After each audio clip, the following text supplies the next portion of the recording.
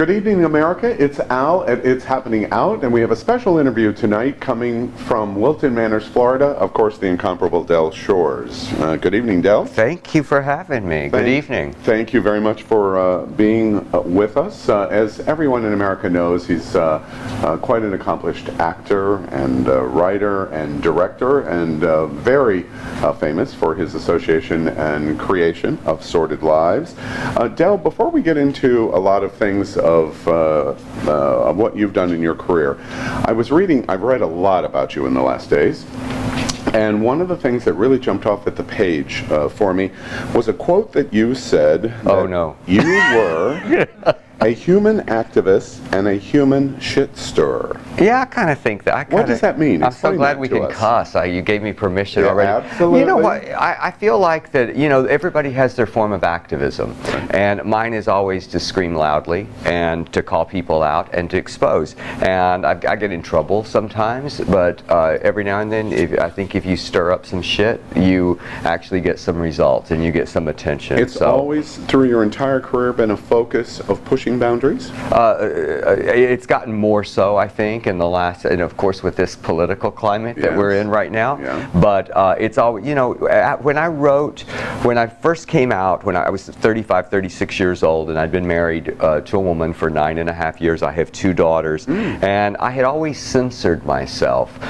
because of my upbringing, thinking always, oh, my mother's going to see this, my dad's going to see this, my brother, who is a Southern Baptist preacher, is going to see this. And so when I wrote Sordid Lives, I thought, no more. I'm never going to censor myself again. I'm not going to censor my mouth, and I'm not going to censor my words and my actions. It's an interesting segue to give me the opportunity to talk about actually one of the things that I think is really interesting about your career, your family base in religion.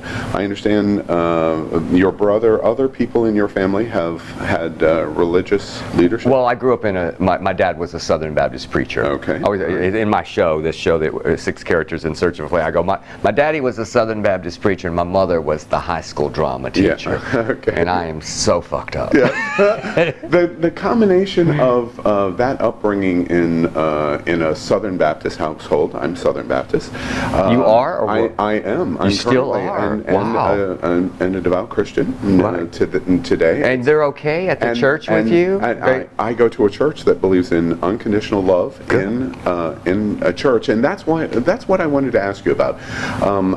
Before we get into Sordid Lives and other things, I wanted to ask you if you practice your religion and your upbringing, or where are you now in terms of belief? I always feel like that my parents and my upbringing gave me a sense of morality and good and kindness and manners. I certainly don't profess to be a Christian anymore. I consider myself agnostic. I just don't know. I think Carrie Fisher once said that she was an agnostic who lived with a lot of hope. That's great. That's great. So it led you to Southern Baptist Sissies. Yes. Tell everybody that might not be familiar with that, your motivation and inspiration of that. Well, my motivation, honestly, was conversations that I was having with my family right after Matthew Shepard was murdered. And there was this picture on in Newsweek, I believe, where they were interviewing the girlfriend of one of the killers where he lived, and there was a picture of Jesus on the wall in the background. And I started spiraling and thinking, I wonder if there was hate that he was taught in those pews that contributed to his hatred that night that he murdered this beautiful boy. So I had this conversation with my brother, actually, and he said, no, we don't, we hate the sin, not the sinner. And I said, well, I think at a young age sometimes it's hard to differentiate that. That started all of these feelings that I thought I dealt with. I've had a lot of therapy, so I thought it was all over, and I started writing some of these conversations and started exploring, and the sissies started coming, and I didn't know what it was at first, and then it became this play. And I read a tweet that you did on this subject that I thought was interesting. Your experience has been a dark path of journey in the church. Yeah. And and is it something that you are interested in continuing to discuss, or you've pretty much put all of that to bed and you... I feel like that I've said a lot about it. I mean, I will continue to use, the one thing that's useful for me is I know the scriptures, and I really made a turn, I believe, and I loved what you just said about your own church, because I wanted to celebrate those churches in a very sordid wedding, and I wanted to celebrate those people in those churches who were fighting on our behalf, because I don't think that we can stand, Dale Shores can't stand outside the First Baptist Church and scream loudly and make a difference. Right. But Aunt Sissy and Luttrell can sit in those pews and say, excuse me, my son is gay and he's not a pedophile and he's not a horrible human being. He is a good daddy and he is a good husband. And I wanted to celebrate those people like my mother who did research on my behalf. It's an interesting point that you make to me, because your feelings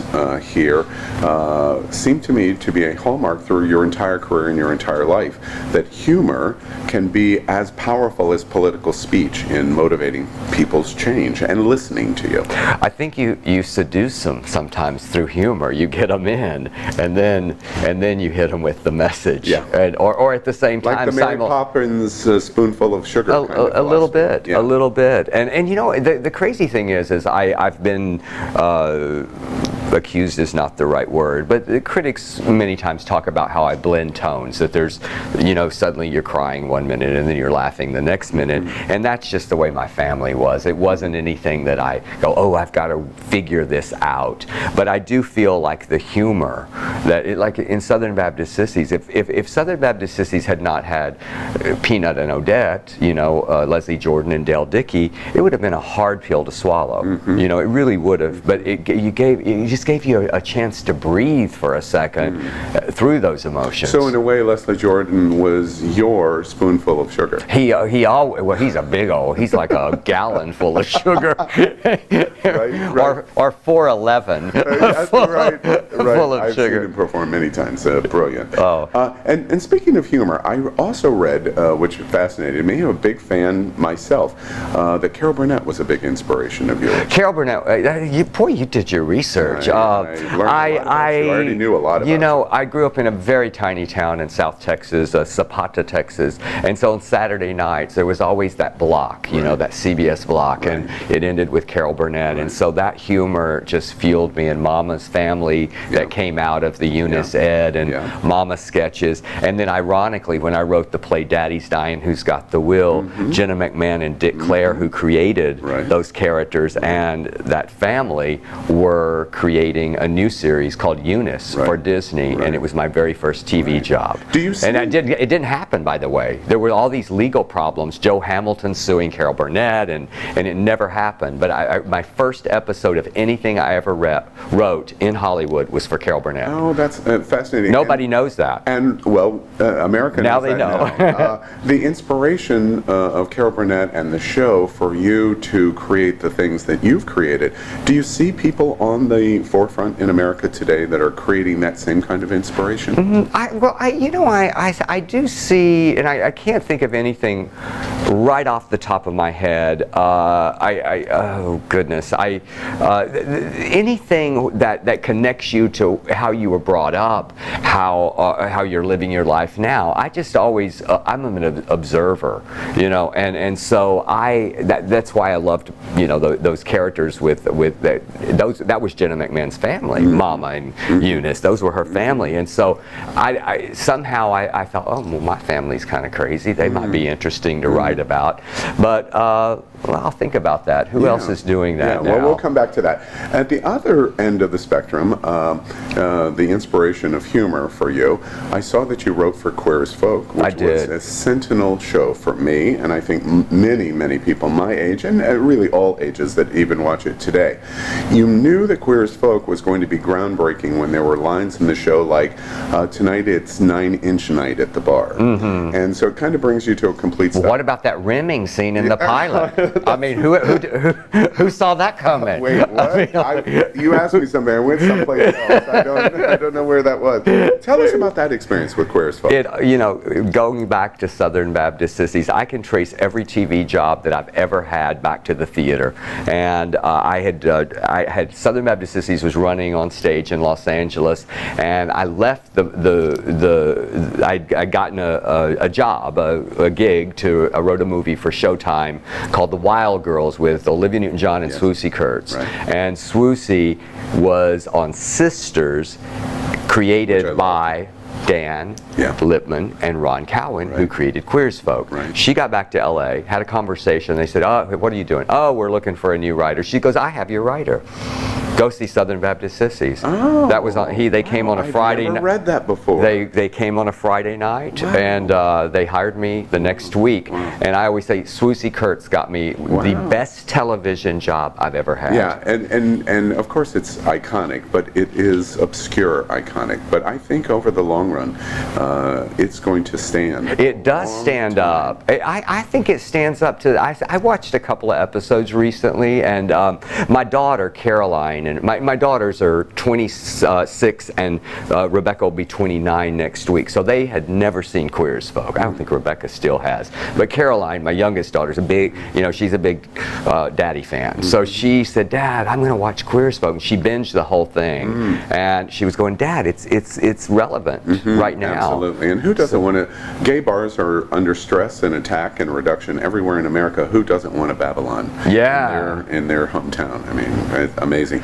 It was a great experience and wonderful people to work with and for. Yeah, and you're writing in it fantastic. The show was amazing. Thank you. It leads us to, of course, Sordid Lives. Sordid Lives is iconic today, but is it rewarding to you that as time goes on, it's even going to be more important in terms of an iconic representation of American family and culture? You know what? Sordid Lives started being gravy a long time ago. I mean, honestly, it started as a play. We did this little tiny movie. We had no idea what we were doing, and at that time, we certainly didn't have a plan of distribution. And that it is truly an example of word of mouth. It played, well, right here in Fort Lauderdale for a year at the Gateway. It played in Palm Springs for 96 weeks. And because these two cities are big tourists, people come in here, then they were saying, "Oh, we got something you got to see." Wow. You know, it became our baby. And Palm Springs especially, I mean, people would, by the time the DVD came out 3 years later, it just flew off the shelf because everybody knew about Sordid Lives. What was the inspiration behind it? Well, the kernels that started it were my therapy sessions about coming out and my relationship with my mom. I talk about that in 6 Characters in Search of a Play, that Latrell is my mother, Ty was me, and I just stole my Aunt Sissy and I stole my Aunt Rita, and I just started putting, and I knew Leslie Jordan, and I called him and I said, "I have this idea that you're this institutionalized drag queen." He said, "Oh, honey, I don't do drag. I'm not that person." He says, "In public, I don't do that. I just do drag privately." I can hear the voice ringing in my head. That's how iconic he is at doing So that. I read him. I called him after I'd finished that section, which was called The Dehomosexualization of Brother Boy. I read it to him, and he goes, "I'm in." Yeah, that's. And we had the same manager at the time, and she told him, "This is going to ruin your career." And well, look what happened. Is she still his manager? No, nor mine. Good choice. One of the things that fascinates me about Sordid Lives is I read a tweet that you did that said those tweets can get you in trouble. Yes, they can. That's right. That said that it is not a gay story, but a family story. And that being the case, Brother Boy, and it's a sub-story of gay. Why is it so iconic then in the gay community? What was it that made the gay community go, "This is me"? First of all, a lot of people identify with Ty and Latrell and that family, and then Brother Boy is just so campy and fun, you know, and then you scratch a little deeper and there's a lot of tragedy there of people who just wanted to put him away. But honestly, it is about family, and I think that one of the reasons it became so successful, first of all, we were in so many gay film festivals, and the gays took it to their families. It was a safe enough, you know, you can't take Queer as Folk and say, "Hey, Mama, watch this with me." Watch the rings. But you could, listen, you know, "Oh, no, Mama." You know, there's like a couple of moments where you know, when Rosemary, Dr. Eve takes off her blouse maybe and the boys walk out naked, but by that time people are they've been seduced by the characters. Seduced, that's a great way to say it. Of course, the movie leads to the television series and then the very Sordid Wedding. Of the three incarnations of Sordid Lives, who's been your absolute favorite character? Not the character that you wrote, but the actor playing the character. Well, I can't say that. Well, you know, I can't can't give do us a little I hint? cannot. I will tell you, because I love him so much and because he makes me laugh harder than anybody, Brother Boy and Leslie Jordan are just they're in a group. That's a group. I just put Leslie in a group. Not kidding. If you were looking at my notes, my next note is Leslie Jordan. Yeah, of course, I mean, we come to it. What is it that he was a bullseye? Yeah, it's because we met in '84, and with the moment I met him, here's the deal with Leslie. When you write for Leslie and you hear his voice, you never have to direct him. It is exactly the way you hear it when he delivers it, and then he gives a little bit more. Like he'll change okay to okay, because that was not scripted that way, you know. But back to the characters, I love Latrell because that's my mother, and I love Aunt Sissy because you know, my real Aunt Sissy. I talk about a lot in this. You're talking about family members in the relation of the three products of Sordid Lives, so it gives me an opportunity to ask you a question that will be very painful. There's this old joke about if you have three children, these three incarnations of Sordid Lives. If you could only have one, save one, which of the three would it be? Well, I don't think any of them work. I mean, the original movie, I would have to save the original movie because you can't have the sequels or the prequels without it. Would that choice be your enjoyment also? Did you get the most enjoyment out of the original film? I mean, I certainly got the most rewards and joy for many, many years. I think A Very Sordid Wedding is my best movie to date. I love the production value of it. I love the performances. Bonnie Bedelia's performance in that is maybe the best performance of any character I've written. I just her performance in that church, I still watch it. It gets me. Well, from Sordid Lives, let's take a moment to talk about gay. Are you gay by chance? A little bit. A little bit of gay. Let's talk about your strong voice in the gay community. You had another quote that stood out for me. It said, "I'm a proud gay man and a loud gay man." I love that. I was curious when I read it, which is more valuable, do you think? Proud or loud? Well, I think I don't think you can be loud without being proud. I think because we're silenced with shame for so long, and that's where I was.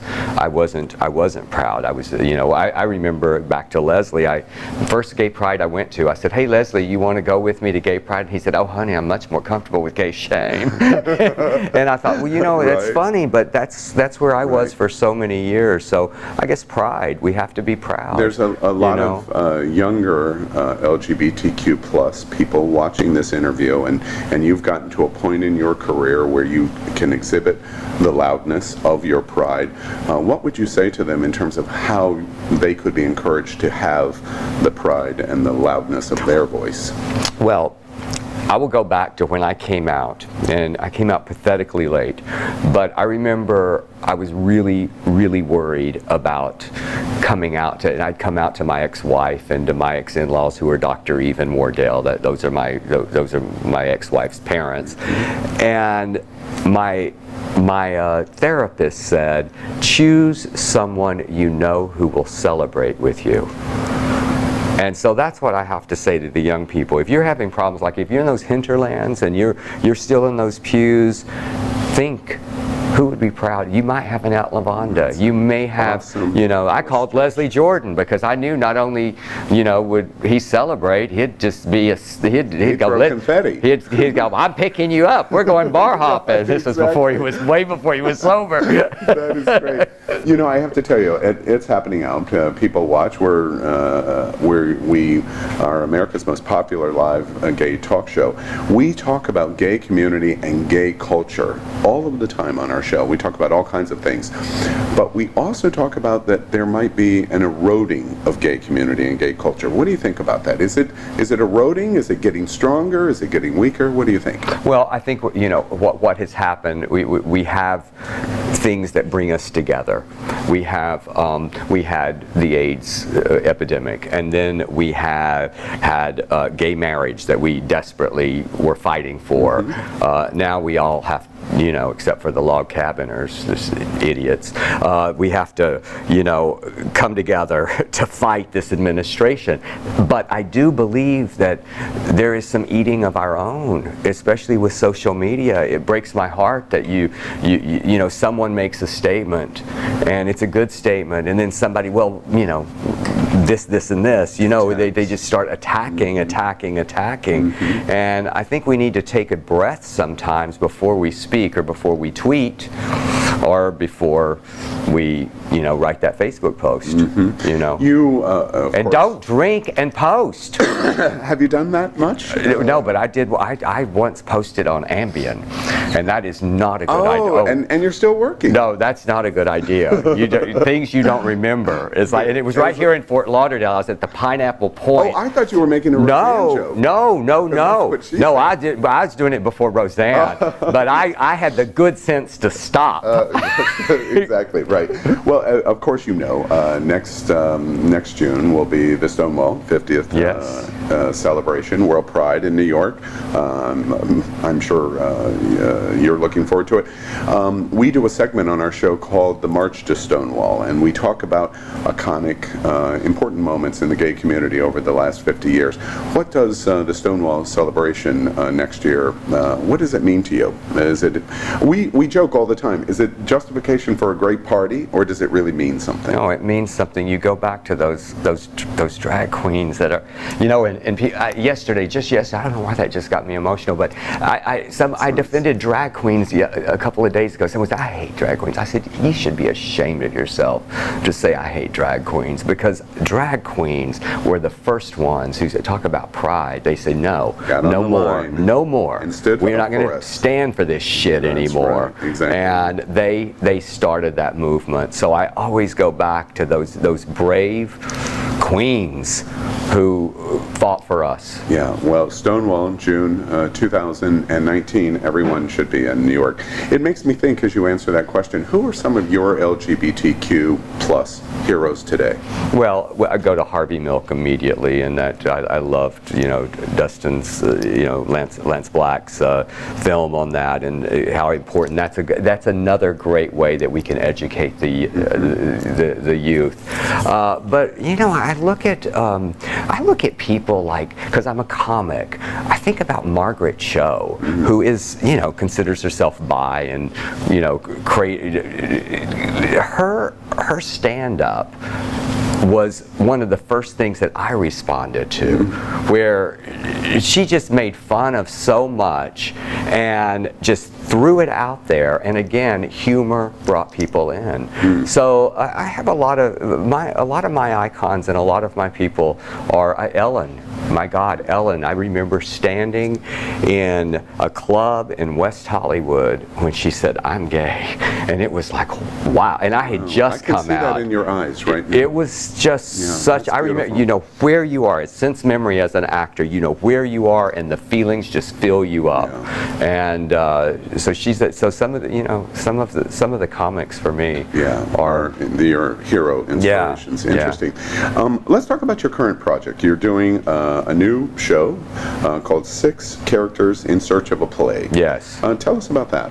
Well, you know, I wrote this in hotel rooms when I was promoting a very sordid wedding, and Emerson Collins and Ann Walker and I were on the road, and one day I was talking to Ann Walker, and I was telling her about my Aunt Bobby Sue, who I'd gone back for my Aunt Sissy's ash spreading ceremony at the cemetery. It's bizarre. It's character number 6, and she said, "Oh, I want to play Aunt Bobby Sue. When you write Aunt Bobby Sue, I want to play Aunt Bobby Sue." And I thought, oh my God, I've been looking for a way to do a show that's not just stand-up, a play go back to the theater, go to these theaters that celebrate my work. That's what I've done with this play. This is my 70th, at the end of this run will be my 75th show.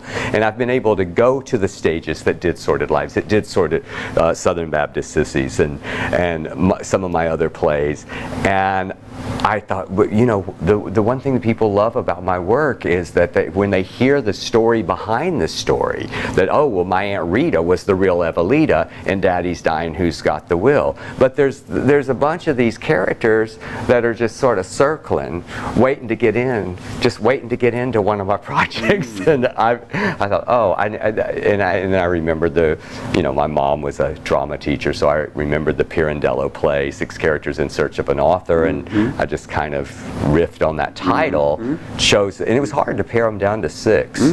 But it makes me wonder, as you're talking about your current project, could you possibly imagine as the little 12-year-old gay-to-be boy in Texas in your Southern Baptist church and the Southern Baptist preacher father, that you would be standing today of who Del Shores became from that transition? Can you imagine that? No, not at all. Not at all. But what's wonderful about that period of my life, and I do talk about that in the show, is my mother's family were always, my dad's family, very good Christians, and my dad would always tell me, don't tell stories, because I would come in with these big embellished lies, which was kind of writing. And my mother's family would always go, what else happened, Alfred? What else happened? And they would pull it out. My mother too. So you were inspired as a storyteller. As a storyteller, very young, just as a little boy. I talk about it in my play. And I feel like what's great about that, no, I never imagined it, but I love that it's come full circle, that I was that little storyteller, and now I'm a storyteller telling about that story. That's and a other lovely illustration. And it makes me also wonder, so to this point, it makes me wonder, as I was reading so much about your life and your history, I wrote a note to myself, which I've written down here, my last question. What do you hope your lasting legacy of Del Shores is going to be on all of us? Well, first and foremost, always, I hope that I continue to make people laugh for years to come. After I'm gone, I hope people can put on Sordid Lives, or they can watch a production of Sordid Lives, or Southern Baptist Sissies, whatever it was. And first and foremost, I want them to get a laugh, because I feel like in this world, we always need that release, and gay people don't get nasty here, the release of laughter. Okay, so I went to my mind went right to the gutter as well. So right there. But if I can make people think a little bit, and if I can get them just to tear up a little bit, then that's a bonus. And I would love that people go, he gave us something to think about.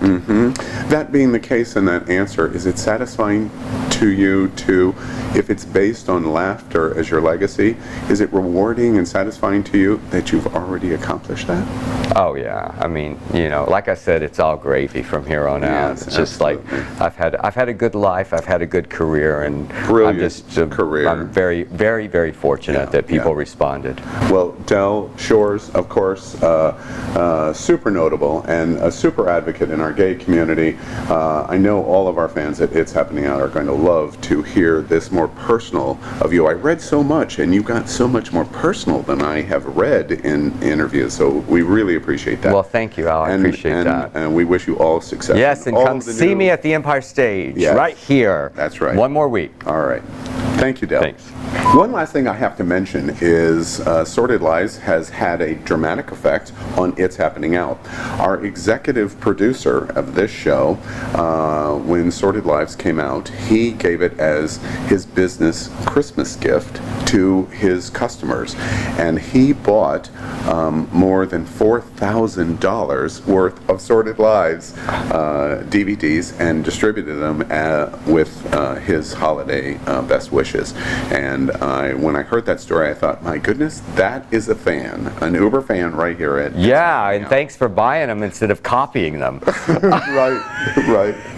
I had a fan show up to one of my shows at the merch table and said, I've copied and made copies of Sordid Lives for all my friends. Will you sign them? And I go, no, I will not. I will not. You thief. Do you understand? You are stealing from me and asking me for my autograph. Yes, exactly.